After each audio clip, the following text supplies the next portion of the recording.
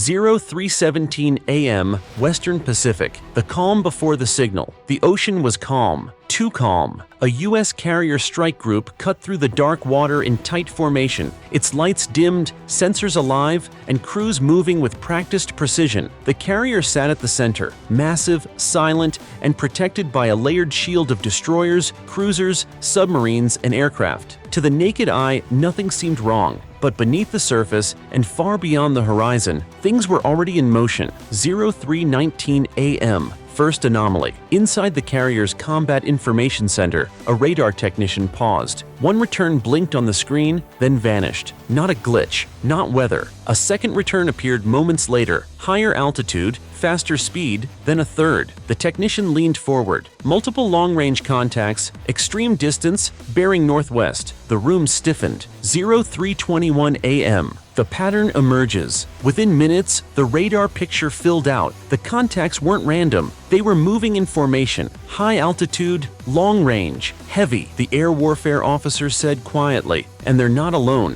0322 a.m. Russian bombers identified. Electronic intelligence systems began matching emissions, engine signatures, radar behavior, flight profile. The verdict was immediate. Russian long-range bombers, strategic platforms built not for reconnaissance but for delivery, and they were heading straight toward the U.S. fleet. 0324 a.m. A second threat appears. Before the implications could fully sink in, another alert cut through the room. This one came from space-based sensors. Infrared flashes. Bright, sudden, multiple. Missile launches. 3:25 a.m. Chinese missile launches confirmed. The trajectory data painted a terrifying picture. Dozens of missiles had lifted off from deep inland launch sites. Hypersonic and ballistic profiles mixed together, designed to overwhelm defenses through speed and sheer volume. Their target vector aligned perfectly. The U.S. fleet. 0326 a.m. The trap revealed. It became clear instantly. This wasn't coincidence. The Russian bombers weren't the main strike. They were the distraction. The missiles were the hammer, and the timing was flawless. 0327 a.m. Fleet goes to maximum alert. Across the strike group, alarms sounded. General quarters, missile defense stations. The carrier's loudspeaker cut through the night. This is not a drill. All hands man your battle stations. The ocean around the fleet came alive. 0329 a.m. Defensive systems. Wake up. Radar arrays rotated. Fire control solutions began calculating intercept paths. Missile defense computers ran scenario after scenario at blinding speed. 0332 a.m. Fighters launched. The carrier responded without hesitation. Fighter jets roared off the deck, climbing hard into the night sky, afterburners lighting up the darkness. Their mission was simple: intercept the bombers, force them to turn back, buy time. But the missiles didn't care. 0334 a.m. Missile wave detected. Sensors confirmed the worst. The incoming missiles were traveling at extreme speeds, descending rapidly, maneuvering unpredictably. Some hugged high altitude, others plunged low, skimming just above the ocean. 3:35 a.m. First intercepts launched. U.S. warships fired. One by one, interceptor missiles shot skyward, leaving blazing trails as they raced to meet the incoming threat. Explosions erupted far from the fleet as the first wave was intercepted, but the radar picture showed the truth. Too many missiles remained. 0337 a.m.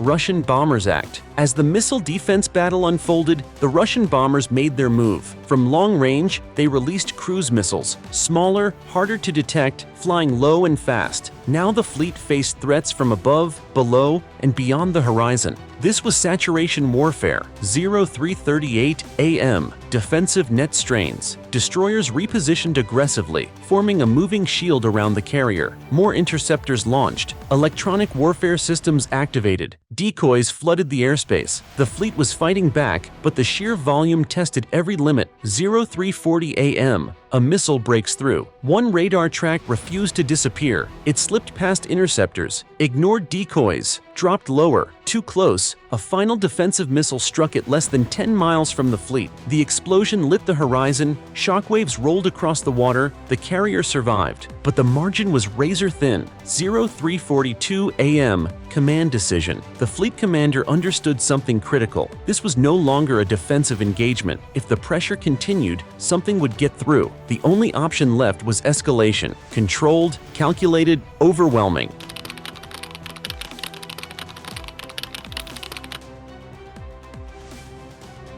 03:43 a.m. Authorization requested. Crackled. Threat assessments were transmitted, engagement criteria confirmed, rules of engagement reviewed. Then came the message everyone waited for. Authorization granted. 03:44 a.m. America responds. The order went out across the fleet. Prepare counterstrike. Submarines maneuvered into launch position. Aircraft were retasked. Long-range weapons were armed. The defensive phase was ending. The retaliation phase was about to begin. 03:46 a.m. Russian bombers turned defensive. The bombers detected the shift immediately. U.S. fighters pushed closer. Radar locks hardened. Missile warning systems screamed inside cockpits. The hunters were becoming the hunted. 03:48 a.m. Missiles neutralized. The final incoming missiles were intercepted. The sky grew quieter. The ocean settled. But no one relaxed, because now the balance had shifted. 03:50 a.m. The line crossed. Chinese missiles had been launched. Russian bombers had participated. The U.S. fleet had been directly targeted. There would be consequences, and they would be decisive. The attack had failed, but it had revealed something far more dangerous: coordination, intent, willingness. And as the U.S. fleet prepared to strike back, one thing was certain: the next phase would not be defensive. America was about to unleash hell. Disclaimer: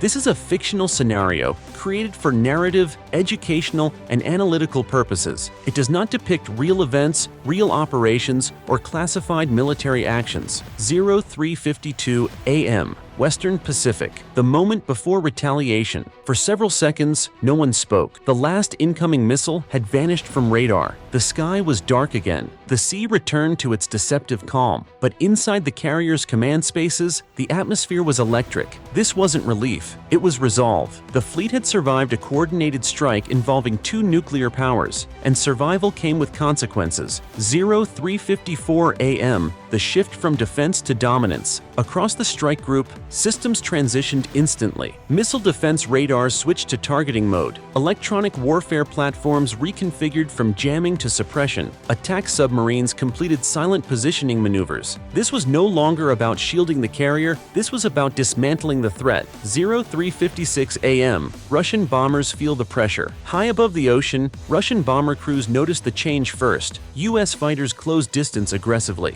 Radar locks hardened. Missile warning tones filled cockpits. The message was unmistakable. You are no longer being monitored. You are being hunted. 03:58 a.m. American fighters strike first. From beyond visual range, U.S. fighters launched. Missiles streaked across the night sky, invisible to the naked eye, but unmistakable on sensors. One Russian bomber broke formation instantly, dumping countermeasures and turning hard. Another followed seconds later. The coordinated bomber front fractured. 4 a.m. Bombers forced to retreat. The Russian formation scattered. Some turned north. Others dove lower, abandoning attack profiles entirely. No bomber was lost, but the strike package was broken. They would not be pressing closer. Not tonight. 4:02 a.m. A far greater target emerges, but the bombers had never been the true objective. Deep beneath the waves, American submarines had been tracking something far more dangerous: missile launch signatures, command and control transmissions, electronic breadcrumbs left behind by the earlier salvo. The source was now exposed: Chinese missile infrastructure. 4:04 a.m. Submarines received the order. Encrypted commands reached U.S. submarines operating hundreds of miles apart. Weapons free, targets confirmed, strike authorization granted. The quiet hunters adjusted depth and bearing.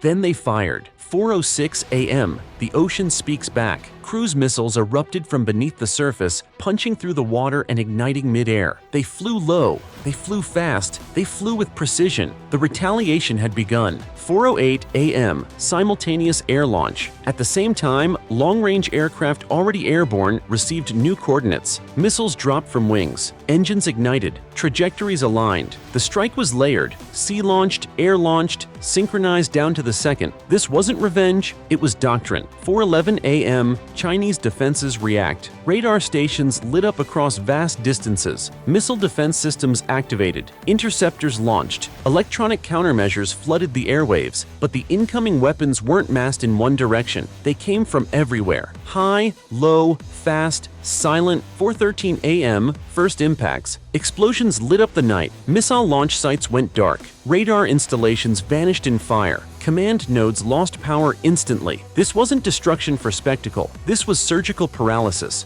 4:15 a.m. Russian assets targeted at sea. Even as the strikes inland continued, U.S. naval forces turned outward. Russian surface ships operating in support roles detected incoming threats too late. Missiles skimmed the waves. Electronic warfare blinded sensors. Defensive fire fell short. One ship lost propulsion. Another went dark entirely. The message was unmistakable. 4:17 a.m. Control of the battle space. Within minutes, the balance shifted dramatically. The coordinated attack that had nearly overwhelmed the fleet was collapsing from every direction. Bombers retreating, missile launchers silenced, naval assets degraded. The initiative belonged to America now. 4:20 a.m. Strategic silence returns. As suddenly as it had begun, the retaliation slowed. Missile launches ceased. Aircraft turned home. Submarines slipped back into darkness. The battlefield fell quiet, not because the danger had passed, but because the objective had been achieved. 4:24 a.m. Damage assessments. Roll in. Reports flowed through command channels. No carrier damage, minimal escort damage, no losses. Enemy capabilities significantly reduced. Coordination disrupted. Command chains fractured. The fleet remained intact and dominant. Later that morning,